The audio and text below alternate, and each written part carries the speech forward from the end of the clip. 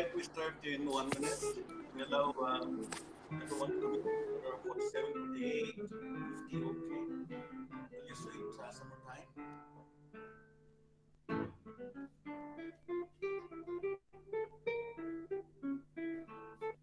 All right. Good afternoon, everyone. Still good morning. How are you doing?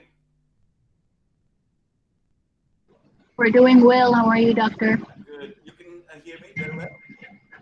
Am I Your audible? voice is a little bit low. Your voice is a little bit low.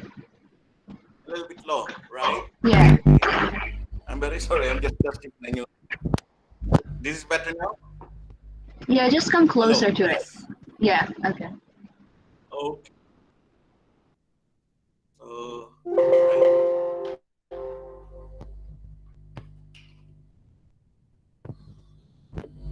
I'm just testing my new equipment at home. Okay. All right. So, let's continue with our discussion.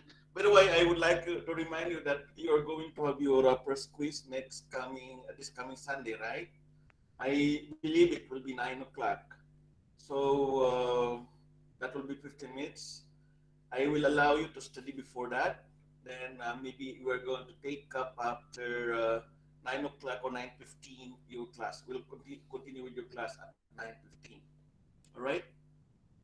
That will be our main schedule for next week. Let's proceed now and continue with our discussion on personality. I am very interested to discuss this with you because most of the time we need to understand people, and in the process of understanding people, it's very difficult to let's say it's very strange because ourselves we cannot even understand. So it's very difficult to understand other people because most of the time, in an attempt to understand them, we try to judge them based on the standard that we are actually placing. The standard, unfortunately, is created by us. This is usually the problem. Now, if the standard that we create is very faulty, Doctor, our judgment of excuse other me, doctor. people, of yes, you can hear Your me? voice is so low. We can't hear you. Yes, you cannot hear me. Yeah. What about this? You can hear me?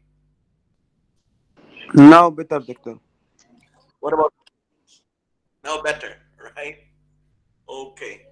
So, as I said, in the process of understanding people, we try to limit that understanding based on the standard that we actually create. Now, the problem is the standard that we create would always be problematic. You know why problematic? Because we ourselves do not understand our own standard. That is a very big problem. You see? So as I mentioned to you, in the process of understanding people, we need to contextualize that individually on that person themselves, not based on our standard. You see? So that's how we should actually look into the personality of other people.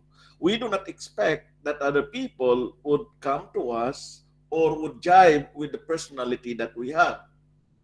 Importantly, so let us try to understand some of the basis of understanding this personality based on scientists and other psychologists who came ahead of us. So let's try to look into the concept of Sigmund Freud, one of the leading psychologists that we have. Although he is not a psychologist, he also he's a doctor. He's a doctor by profession, and he contributed a lot in the development of psychological science. Right. So here we try to understand Sigmund Freud and his personality structure. Now, according to him, personality arises from conflict between aggressive, pleasure-seeking impulses and social restraints. I would like to highlight the conflict between aggressive, pleasure-seeking impulse and social constraint. So let us try to look into the aggression, pleasure-seeking, and social constraint. Now, in our chapter 2, we already look into this, particularly in the process of understanding and disciplining ourselves. Most of the time, if we are not disciplined, chances are we cannot postpone our seek for pleasure. We seek for pleasure, definitely. But most of the time, we do not postpone them because we would like to satisfy that. Now, the problem is, if this always will be unchecked, then there will be licentiousness. There will be a big problem in terms of the development of your personality. That means to say, you will not have any respect on the social culture. You do not have any respect on your discipline. You do not have any respect on other people. Is it because the only thing that is very important to you as of now would actually be the satisfaction of your pleasure? Now, the problem is, if this is checked by other people, you tend to be very aggressive. That's a sort of defense. You see?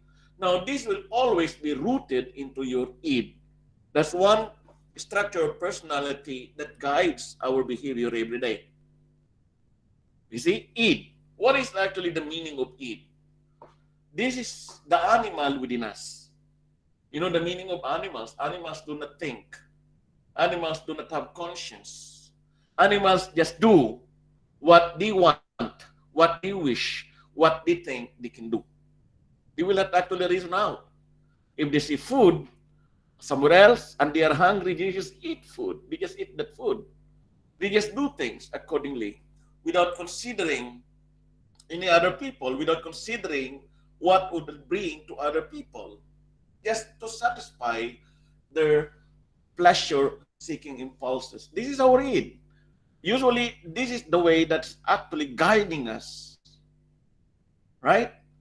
This will tell you, for instance, you sleep and you have to give way to your sleep, although for the fact that tomorrow you can actually have your examination. When you go to the department store, this is the one that tells you, you buy that, although you have no money. You tend to buy the things that you see in the department store. This is the thing that will actually ask you to do things in order to satisfy you what you desire most. Once satisfied, there will be another desire in order to actually maintain your pleasure-seeking impulses. That is usually the thing, and that is one structure of personality that makes more or most of the drives that we actually have. And of course, it will be checked according to what I mentioned earlier. This will be the one that will tell social constraints. This will be the one that will actually be guiding you on not to do things. This will be otherwise known as your conscience. And what is that? Super ego. You see? Super ego is beyond your ego. This is the one that is checking your id. This is the one that actually grows out of your morals, out of your respect for culture. This is the one that makes your conscience. This is the one that checks everything that your id actually wants. This is the one that will ask you to postpone your pleasure-seeking impulses. Like for instance, when you are at the department store and your id will say, you buy that, your super ego, that is your conscience, will tell you, you cannot do that. You cannot buy that because you have no money. You see? So this is the one that will actually check the id. Now the problem will be with what is expected of the current behavior or the present behavior, which is your ego. This is the one that is displayed currently. This is your ego. This is the one that other people see. Id and super ego cannot be seen by other people, but it can be manifested through our behavior. The one that is actually highlighted would be your ego. This is the one that will display, this is the one that will be seen by other people, because super ego stays in the realm of your conscience, it stays in the realm of your mind, and it stays in the realm of your mind that can be manifested when you do something stupid. That's what we mean, no? When you do something that will actually satisfy your pleasure-seeking impulses. Is it? When your pleasure-seeking impulse will tell you, you will be very happy if you kill that man, and you do it without thinking, without conscience. See? That's the stupidity to the highest level that can be manifested in your behavior. You see? It must always be checked. And what checks that? It's not ego, but it's super ego. The super ego will tell you not to do things. And this super ego, I repeat, comes from your training, comes from your moral development based on your religion, based on your family teachings, based on your cultural relationship with other people, based on the country where you belong. You know, if you are going to remember moral development by Kohlberg, you see, it's just like that. It will check whatever the aid would like to do. Or else without this, then the problem will be we are like animals. Now the ego will always be problematic because constantly, every second of the day, super ego checks the id and the checks and it wants to do things that it wants. Therefore, ego will encounter problems. Ego will encounter anxiety. All right? This is what we have here. Moving forward, let's try to understand one by one according to the structure of personality by Sigmund Freud. The id, as I mentioned to you, is the energy that's constantly striving to satisfy your basic drives. It operates on the pleasure principle. What is enjoyable, what can be enjoyed at that particular moment, it drives on that. You see? Like, for instance, as I mentioned to you, the drive to sleep, the drive to eat, the drive to buy. That is pleasure seeking principle that can be satisfied immediately. That is where it operates. And most of the time, this is hidden in us. We are motivated by the needs that we have in the past. Just like if you're going to look at the theory of development by Sigmund Freud, like for instance, if there is a problem with your first stage of development, and that's oral development, you see, it is going to be highlighted eventually by your actions, by your behaviors. How would that be? For instance, when you were young and you were not fed, when you were crying, when you are going to be adult, what happens is that when you are at a party, you tend to be very greedy and you get what you want all the time. This is the manifestation of the problem that we have. And this can be seen by other people. It that is reflected in your ego. It always operates in the pleasure principle. The next one, structure of personality, is ego. You know, have you heard the term egoistic, egocentric, egotistic? Have you heard of those words? Are you familiar with those words? Anyone? Egoist, egocentric, egotist. Are you familiar with those? No? When somebody will say egoist, what comes in your mind first?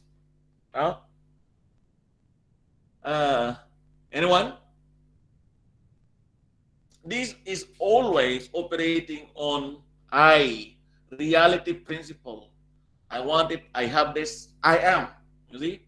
Always operate on the present. Always operates on reality principle that seeks to gratify the id in realistic ways. You see? That's why we say egoistic and egocentric. They would like always to be the center of attention, the satisfaction of id in a realistic and at present manner. This is always what is reflected on our current behavior. This is always manifested by us as we act, as we behave in front of other people, or even though without other people, with us alone. No? So this is actually one part of a structure that operates on reality. The next one is also the one that checks the id. We call it super ego. It's beyond ego. This is manifested as a voice of conscience that focus on how we must act, how we must behave in the society. That's how it actually works. You understand? That's super ego. So this is actually a tree, no? Freud's personality structure. If you're going to look at the drawing, yeah, id is always hidden. Superego is always here. That is continuously checking your id, and ego is also going to be displayed. No? Now, if you're going to look at the illustration, ego and superego are partly hidden also, because no one will actually know themselves 100%, including me. There are things that I do not know about myself. If you're going to ask me, do you know yourselves? 75% yes, 25% no. Because there are other things that I may not know. So that because other people may know that, but I may not know. This is actually what we have when you say, do you know yourselves? Of course not. It's only 75%. The rest I do not know. You see, that's the reason why your ego is partly hidden. Moving forward, right? So, accordingly, personality, by way of Freud's interpretation, could actually develop in the first few years of life. As I mentioned in the discussion of his psychosexual theory of development, personality of a person could be developed at the age of 7. That's why I mentioned about first few years of life. This is very crucial. And the personality is going to be rooted in unresolved conflicts of early childhood. Always take note of that. Very negative, unresolved conflicts. There are always conflicts that will transpire. If you come to think of this, let us try to review the psychosexual stages of development according to Sigmund Freud. Oral, anal, phallic, latency, and genital. It's very crucial that the development of a person may actually be taking place at the age of 0 to 7. That means to say, from oral up to the early latency period. You see, in oral stage, there will be a problem here, as I explained to you earlier, because the basic focus of an individual or of a child during this time will be the satisfaction of only two things: hunger and comfort. When a child is hungry, he will not speak, of course. When the child is hungry, he will cry. The only solution that we can actually give, you know what? To feed the child, to give milk. If the one that caused displeasure would be discomfort, maybe full diaper, urine, or maybe poo, what happens is that it's actually having some displeasure. It needs to be changed. What if the child cries and we did not change that?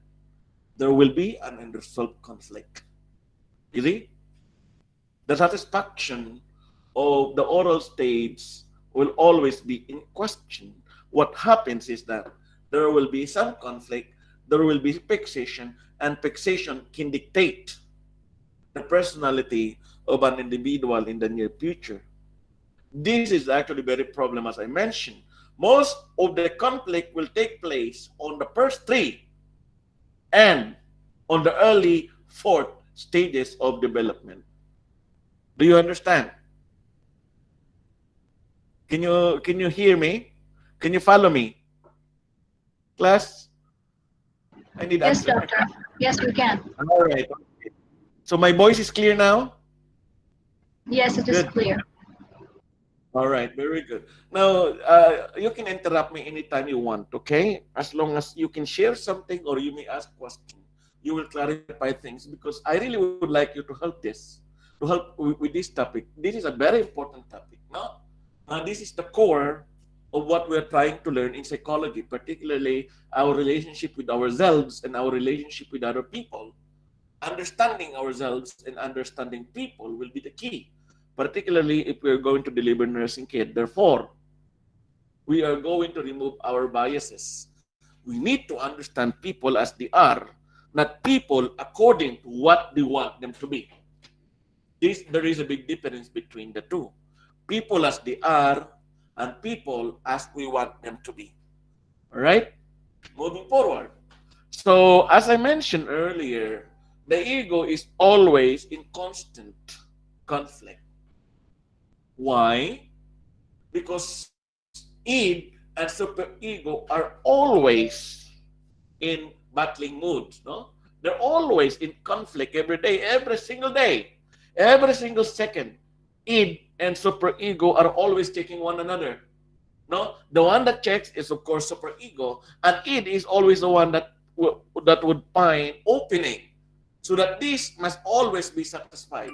As you listen to me right now, maybe you are driven of thinking like, I don't want to listen anymore. I am tired. I am hungry. You see? But at the back of your mind, your superego is actually telling you maybe this will be included in the examination. Maybe it's good for you to listen. So you see, now your ego will actually be in conflict. What shall I do? Shall I go and sleep? Or shall I stay with the lecture? You see? So your ego is always in constant conflict, right? That's the reason why your ego tries to utilize defense mechanism in order to, let's say, reduce and redirect the anxiety that is produced out of the conflict between the id and the superego. When there's a distortion, there will be a problem. When the distortion of reality, then anxiety will always take place because your ego will try to find an answer. Your ego will try to think on what it's going to do. Just like what you can actually display in what you can see in the display. So here is the player, two players, and here is the umpire. Hockey. You know, hockey is a physical game. You see? They try to compete in shooting the small piece of glass or the small piece, no, to something like a goal. All right? And they would skate. And the id is always trying to position himself to shoot. There will always be a guard. That guard will not allow you to shoot. That is super ego. Likewise, in football or any game, there will always be someone or somebody that will go contrary. That is actually the point. And the ego is always the one that is actually thinking what will be the result. No? So you can see the ego is the umpire. The id is here, right? And the super ego is trying to block the id. Now, when there will be a continuous conflict between the id and the superego, there will be anxiety. Because anxiety is the result of inner war that gets out of hand. Sometimes, and sometimes, you see, id will always prevail. In order to receive anxiety that we know of, sometimes it will always prevail because it is more powerful. The drive to satisfy what we want is always superior, is always powerful.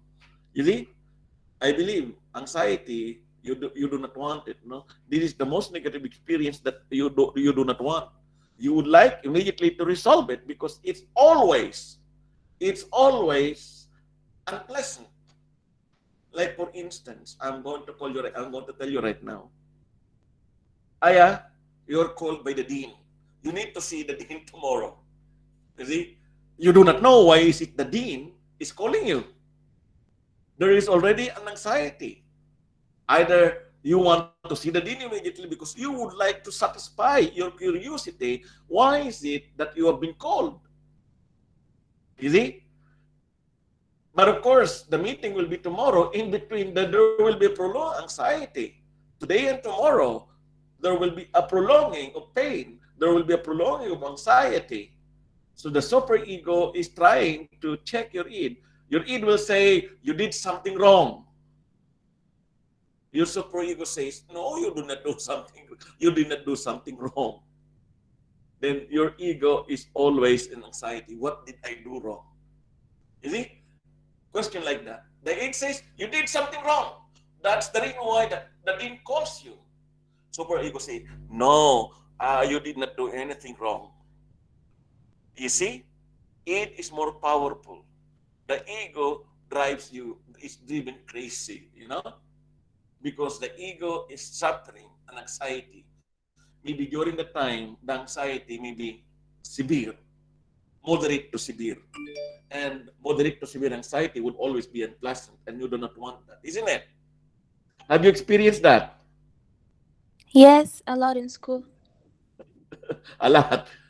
The release of the examination result may be right. The result is going to be declared tomorrow. a day before, what could you actually experience? Very, very severe anxiety, maybe, right? Especially if you do not know if the result would be favoring you, right or wrong. What do you think? Encounter And this a lot, right? Also, yes, and you will yeah, like to find a lot of distractions so that you don't think about what's going to happen. And then when you start thinking about it, you go to your friends and then you start discussion. And then when you're over from the discussion with your friends, you sit at home, you like overthink and overthink and overthink. And then you have like this mind war inside you, like, is it good? Is it bad? And stuff like that. yeah. So your ego is trying to protect its integrity, isn't it? So we use defense mechanism in order to reduce the anxiety, in order to reduce the unpleasant feeling, in order to reduce the unpleasant negative emotion that you are currently experiences. Do you understand what I mean? So the ego tries to protect itself by using defense mechanism. That's why Aya mentioned that she goes to her friend, she talks it out with somebody. These are the forms of ego of defense mechanism that we can utilize in order to reduce the anxiety. Everybody encounters anxiety. Who is not anxious? Your teachers is also anxious. You see, right now I was very anxious. No, you know why I was very anxious? Because when I was trying to prepare the examination for your Sunday's test, I was trying to think on what you can do.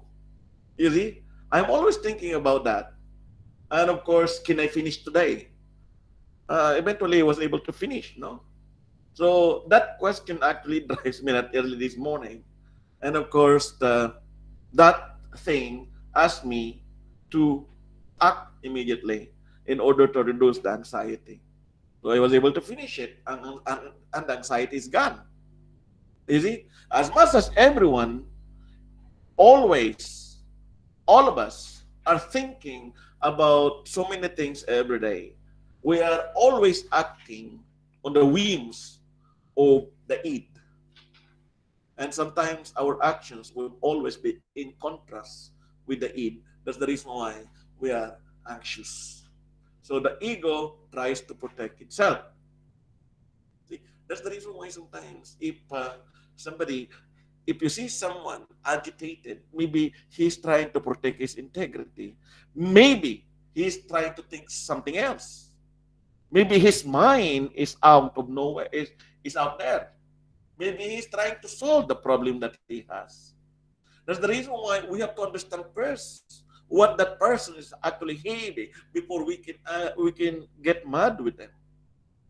See, when somebody shouts on us, the immediate reaction would be he's angry with me and I'm angry with him. There will be conflict without knowing why is it that that person is mad.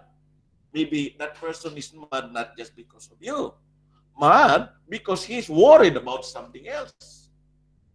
So that's exactly what we want to know. That's exactly what we should know as a person educated or learning psychology.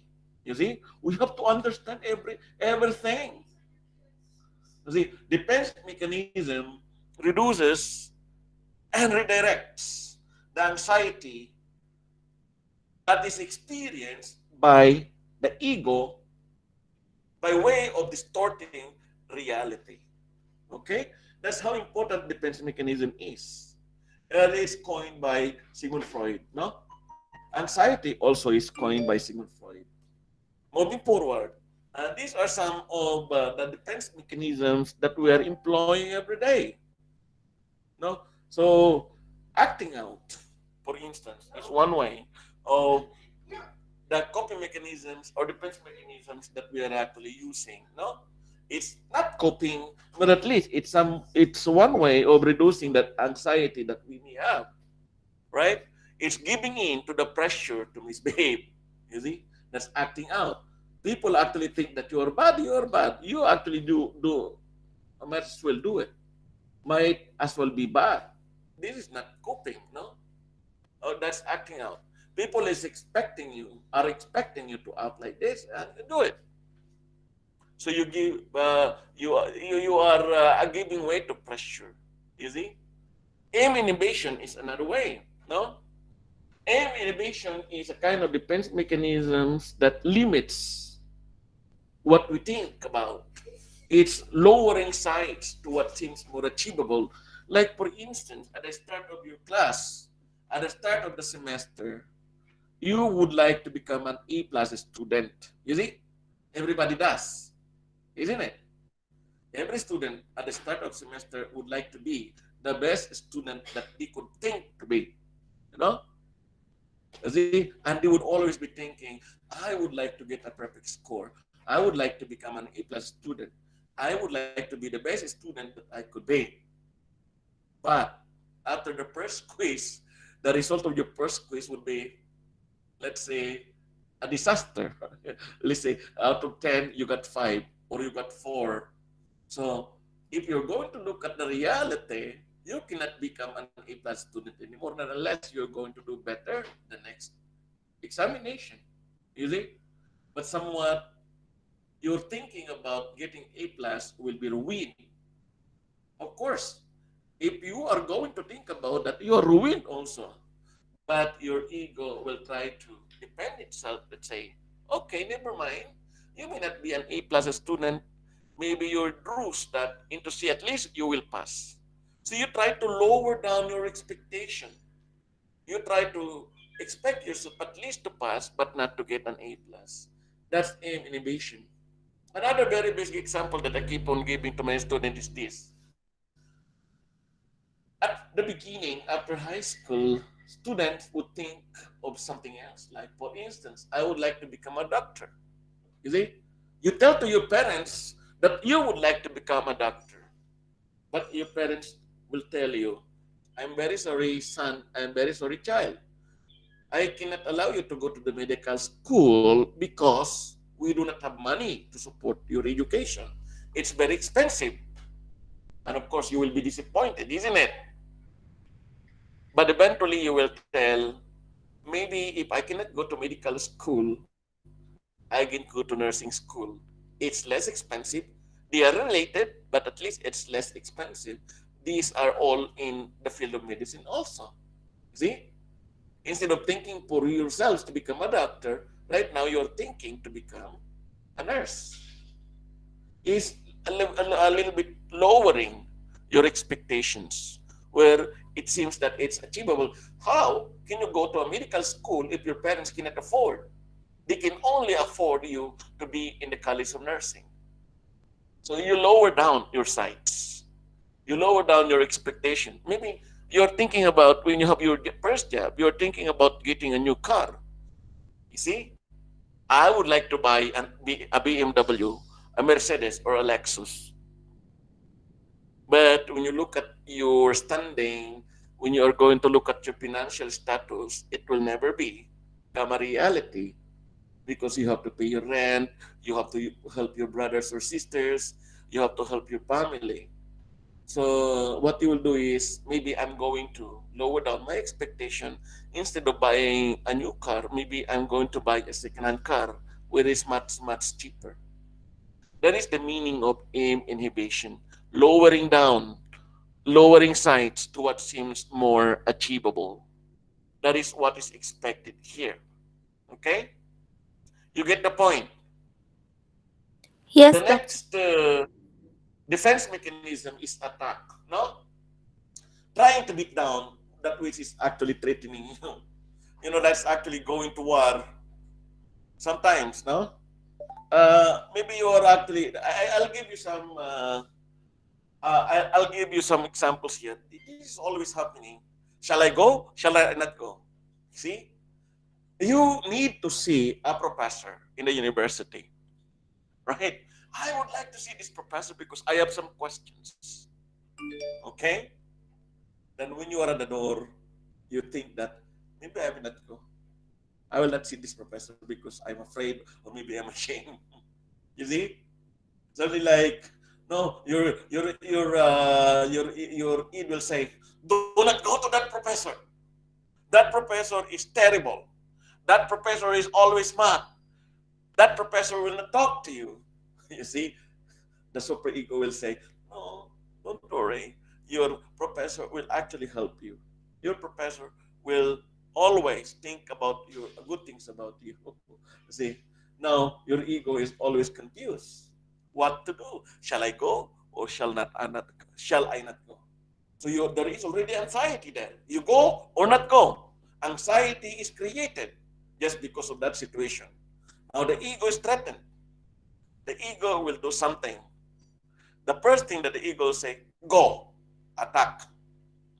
Because that going to the professor seems to be something like causing you some anxiety. So attack means it will try, you beat down. That is actually threatening you. And that threatening is the professor who would always hurt you, who will be negative on you, something like that. That is actually the meaning of attack. All right? Moving forward, avoidance.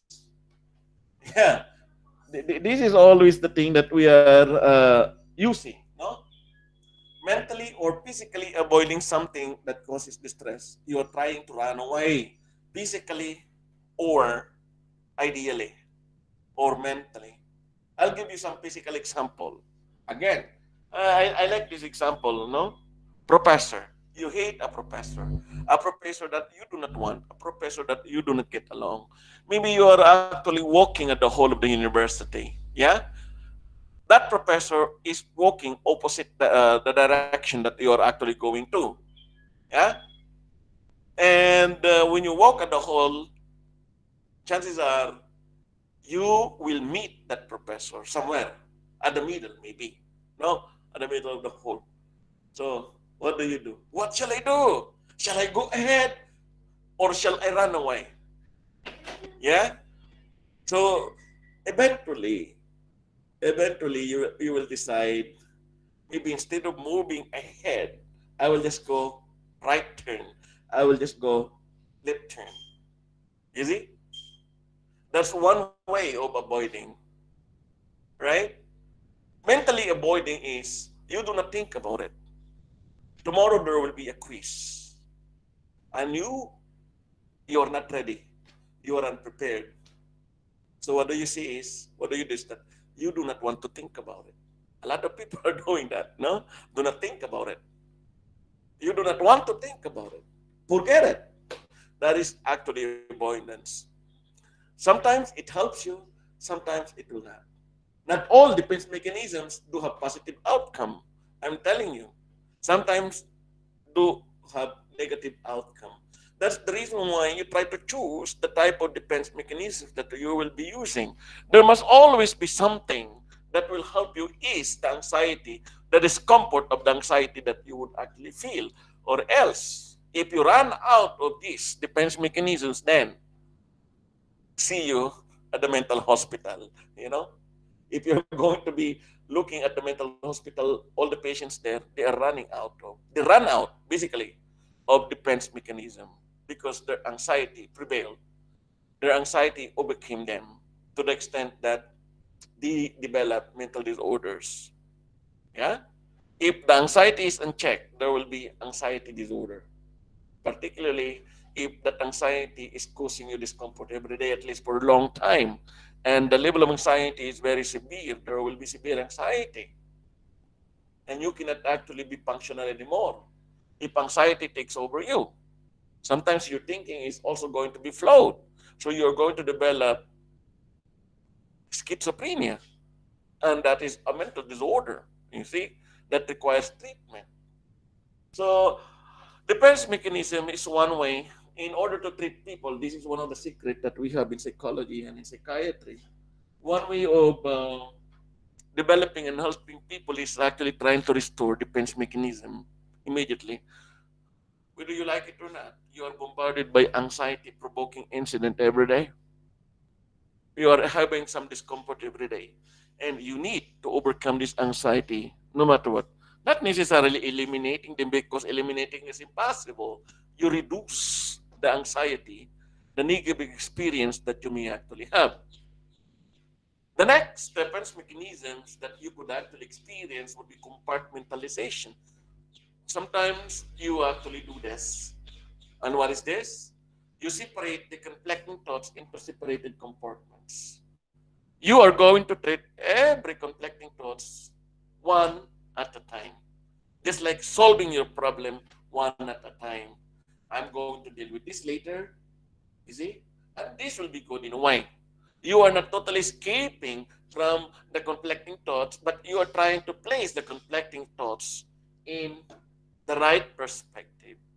You just compartmentalize it and deal with that later, or divide that according to how you're trying to solve them. Compartments, just like in your card compartments, you just actually dump everything there. No, in a compartment, maybe you have several compartments. You try to dump one conflicting thoughts at a time and try to deal with them one at a time. That is actually the meaning of compartmentalization. In a way, you are helping your ego recover. You are helping yourselves act and be functional every day. This is how we are supposed to do it. Any questions so far? Acting out, elimination, attack, avoidance, and compartmentalization. So we move forward. Compensation is another one. I'll try to finish the other five so that I can actually give you time to relax also. No? Compensation. So what is actually the meaning of this? No? And this is one of the form of defense mechanisms that are often used by us. No? One covers up weaknesses by emphasizing desirable traits or by making up for frustrations in one area by over gratification in another area. I'll give you one example. No? So, for instance, uh, let's say the most overused example that we are actually using. Let's say for a fact that you are not intelligent. I'm telling you that everybody is intelligent, but of course, some people try to utilize the measure of intelligence by looking into their marks. No, let's say you are not on the mark. Let's say you are just a C student, not an A student. Okay, but of course, this student is marked somewhere. So this student will try to compensate on the other area where he is good at. Maybe that person is very good in sport. He tried to compensate his problem or deficiency in academics by overemphasizing sports, or maybe by overemphasizing beauty. So they would actually do beautification, no? Depicts themselves up. This is one way of compensating. This is one way of defense mechanism. I may not be good at this, but I'm good at this. So they overemphasize the thing that they are good at because they cannot do it anymore. How can they become an A student if they are all the time C student? So there is a problem in there. Okay. Sometimes this is good, sometimes this is bad also. But at least it is accessible. You're willing to do this once in a while, right? There are those also who are actually overcompensating, and that's not very good, no? To the extent, like for instance, there are people who overemphasize sports than academics. That will be a problem. And there are those people who are emphasizing academics rather than doing sports. So very extreme. I am telling my students all the time that they have to be balanced. No, you see, there are students who really enjoy both ways. As a student nurse in the medical field, I would like you to become balanced, good in sports, good in social activities, and at the same time, good in academics also. That's the thing. That's one way of actually telling ourselves and helping ourselves to be healthy all the time. The next defense mechanism that I would like to show to you would be conversion. This is always negative and this is always reflective as a manifestation of our behavior. And this will always be, if overdone by someone, it may become a habit, it may become a disorder, it may become a medical condition called conversion disorder. You see? What is actually being done in conversion? A subconscious conversion of stress into physical symptoms. I'm going to tell you this, like for instance, no? If you are very overly worried about the examination for tomorrow, what happens is that you could actually feel some pain at your back, toothache, headache. You notice that? When there is a problem that is actually forthcoming, you always do have headache. Yeah? Or maybe you're always feeling tired, or maybe you're always feeling back pain, right? That's conversion. If you're going to examine and if you're going to look on the symptoms, let's say you are actually having headache. There is no headache. There is no real cause of headache. And sometimes we always tell this could actually be caused by stress. Basically, this is defense mechanism that you are actually using, converting the emotional stress that you may actually have into physical manifestation, into physical symptom. And this is done unwillingly. This is converted into your subconscious mind. This is how your body defended itself from the threat. And what is the threat? The stressful situation that you are actually facing. You see, it's conversion. Next time that you are actually doing something, let's say you are trying to meet deadlines, tomorrow will be the submission of psychology test, for instance, chances are you will encounter or you will feel some body pain in your body. Maybe on Sunday also, I'm telling you, before you are going to appear for your examination, on Saturday, a day before the examination, maybe you start actually feeling some sort of backache, back pain, toothache, maybe fever even. You see? So that's actually a subconscious conversion of the forthcoming stress that you may actually feel, right? You understand what I'm trying to emphasize here?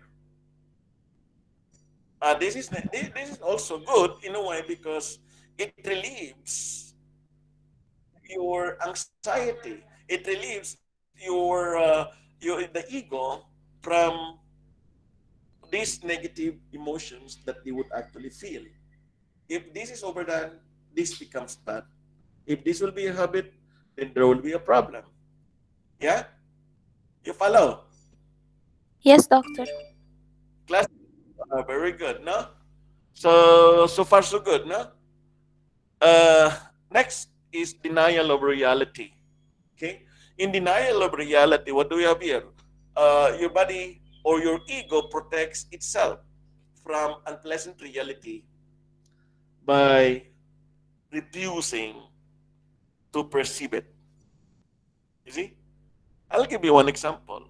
You receive a call, and the call on the line will say to you, your mother is dead. What is your immediate reaction? No, she's not dead. I was just talking to her a few minutes ago. You see? Denial of reality because you're not ready to receive. So your ego tries to protect its integrity, or else you will break down. When everything sinks in, that will be the time that you can actually decide on what to do. But for the meantime, temporarily, as your ego cannot decide on what to do, it will always deny. You get the point?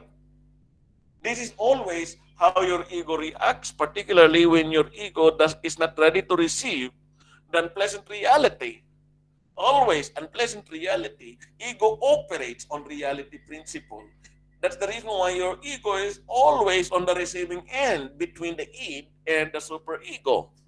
It tries to decide on what to do. You see, sometimes when it tries to decide what to do, your id and your superego will come in, trying to tell you what to do, and you're very confused. Of course, the id is always trying to tell you, be comfortable, you do this because it's good. Your superego is always checking on your id. That's the reason why most of the time you encounter anxiety. There will be a problem, of course, as you go on.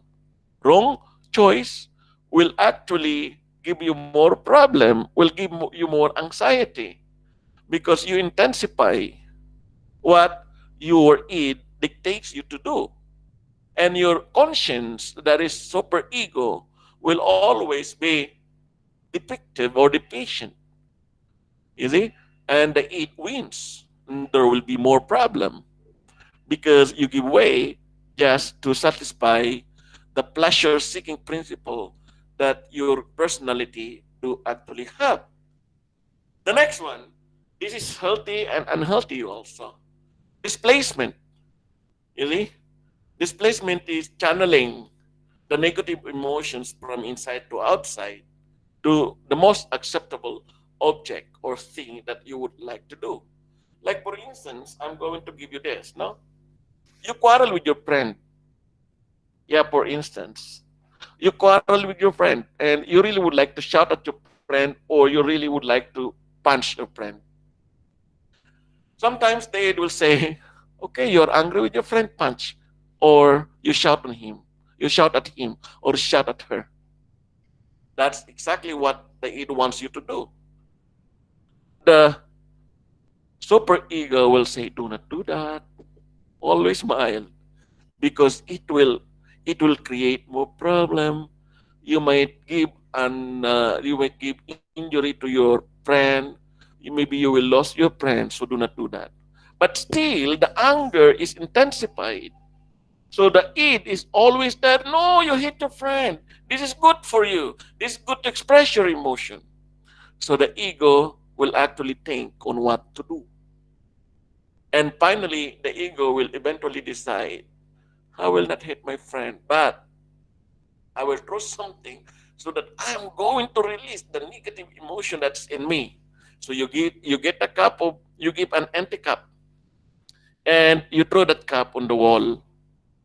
After throwing the cup on the wall, of course, the cup is broken, but your anxiety, your anger and your anger are always dissipated.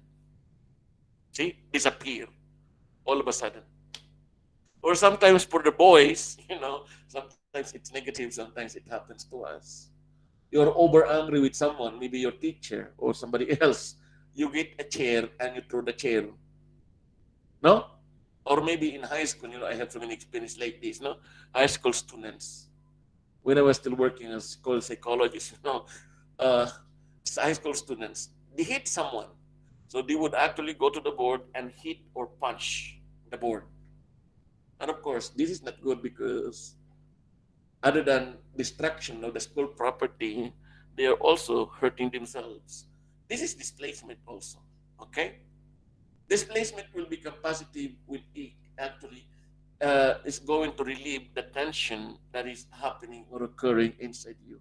Yeah? But most of the time, the most healthy displacement would always be channeling your energy somewhere else so that no one will actually be hurt. Yourselves and the object of your anger. In the Philippines, someone eat no? We call that as anger restaurant. You know why? In that restaurant, of course, everybody eats. But they created an area where a person can throw their used plates, can throw their used cups. Of course, they have to pay for them. Or there are actually pre-prepared cups that can be thrown somewhere else. Isn't it? When they're angry with someone, it's actually very therapeutic. They would go to that restaurant and throw things so that they can actually channel their anger from inside them to the cup so that when they throw it away, it decimates, it disappears. So usually it's actually happening. I do this also sometimes. When I'm angry with someone, I hit my table, or once in a while I throw the cup. That was when I was younger, when I was not able to control yet my emotions. As we grow old, we will be more wise. But when we were young, we could do anything possible. No, that's the thing. Another one, of course, is dissociation. No, this is always negative. It's separating oneself from parts of your life as if you are not there. See, you dissociate, right? You separate oneself from parts of your life. particularly trying to intentionally forget unpleasant experiences that you may have actually in the past. That is actually the problem. Maybe perhaps when you were in grade school, you encountered so much pain from your parents or from someone else. Chances are you do not want to remember the time. You want to forget it. And you do not want to remember it. You would like it to disappear. You make it disappear. That is dissociation. You try to separate your life from that particular experiences. In a way, you will become healthy.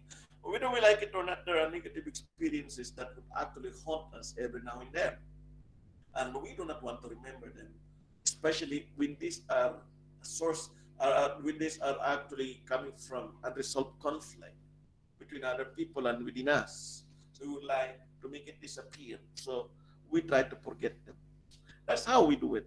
Okay? That's dissociation. Temporarily, your ego is protected. Temporarily, your ego will actually satisfy. Your ego Um, will always be Excuse me, pleasant doctor. in a way. Yeah. Doctor, Yes. I don't get it. Is it like isolating, like a person gets isolated, or removing the other person who hurt you from your life? So, this is separating a timeline. You know what I mean? Let's say, for instance, Is high school days. High school. Well, fourth year high school. I'll give you, your teacher is, your teacher is a source of your discomfort all the time because your teacher is always belittling you, angry with you. Yeah? And somewhat you develop some sort of anger with that teacher. That is the darkest time of your life. And you do not want to become a part of that. As you grow old, let's say you are now first year and second year college, you do not want to remember that anymore. You dissociate yourself from that particular part of your life and you make it disappear. You get the point. yes, I You got. make you make that experience disappear. There are times that we do this. We do not want to remember that shameful past, that painful past that we could actually have. But of course, eventually it will reappear if these are unresolved. I'm telling you. But in a way, temporarily, dissociation is also helping your ego to overcome the anxiety that has temporarily on that particular time and moment. You get my point? We Yeah. stop here. We stop here because it's already 12:45. Thanks for listening. And by the way, good luck on Sunday. I will not meet you at 8:30 on Sunday. Do you understand? I will meet you at 9:15. You get it? The schedule will be 9 o'clock, the examinations, right? I believe Miss Manjo already gave you an email, isn't it? It's not 8:45. It should be 9. Yeah? I will not start the lesson at 8:30 because a lot of people may not actually may not concentrate. So I would like you to give some time to study to prepare for your 9 o'clock quiz. Then at 9:15, maybe at 9:20 we can start our class. Okay, 9:20 to 10:30. Since our class will be from 8:30 to 10:30. Okay. Are there any questions? And No, doctor, thank you. all right, for your attendance, please try to write present in the message board, okay? And then have a good day.